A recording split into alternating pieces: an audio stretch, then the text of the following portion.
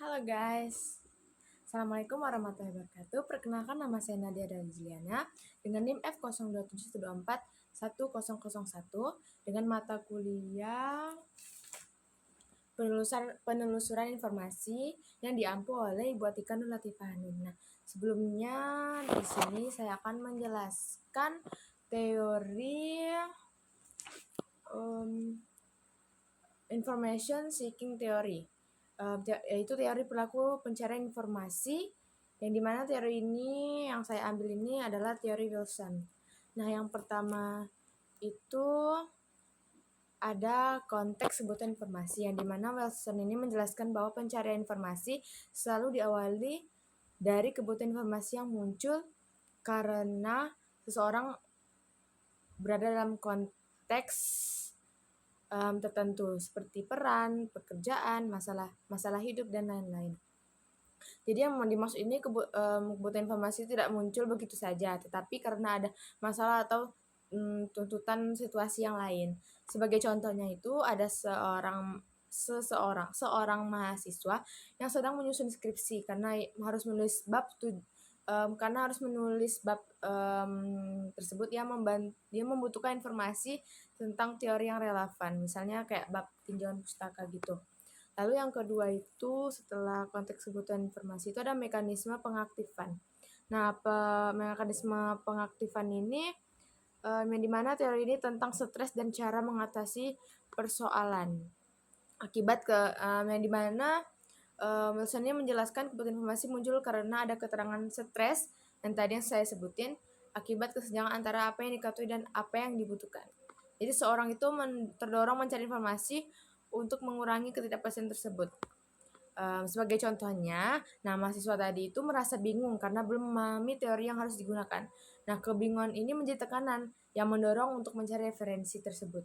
Lalu yang setelah itu variabel perantara, yang dimana variabel perantara ini ada psikologis, demografis, interpersonal, atau berkaitan dengan peran, lingkungan, dan karakteristik sumber informasi lainnya.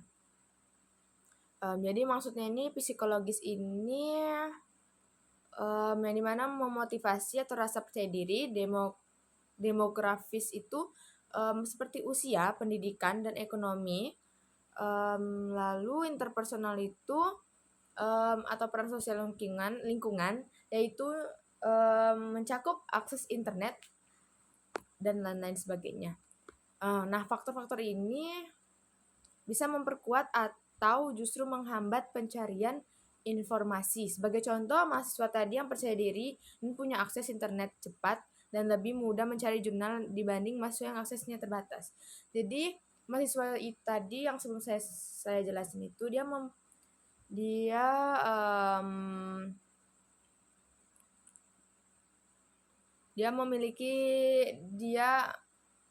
berpikiran memiliki kepercayaan diri untuk mempunyai akses internet yang cepat dan lebih mudah agar mahasiswa ini mudah mencari jurnal dibanding mahasiswa yang aksesnya terbatas itu. Lalu selanjutnya itu mekanisme pengaktifan, yang dimana mekanisme pengaktifan ini teori tentang risiko dan imbalan.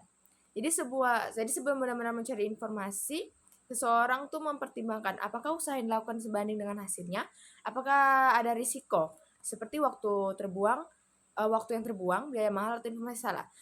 Biaya mahal itu misalkan kita mencari waktu terbuang, biaya mahal atau informasi yang salah.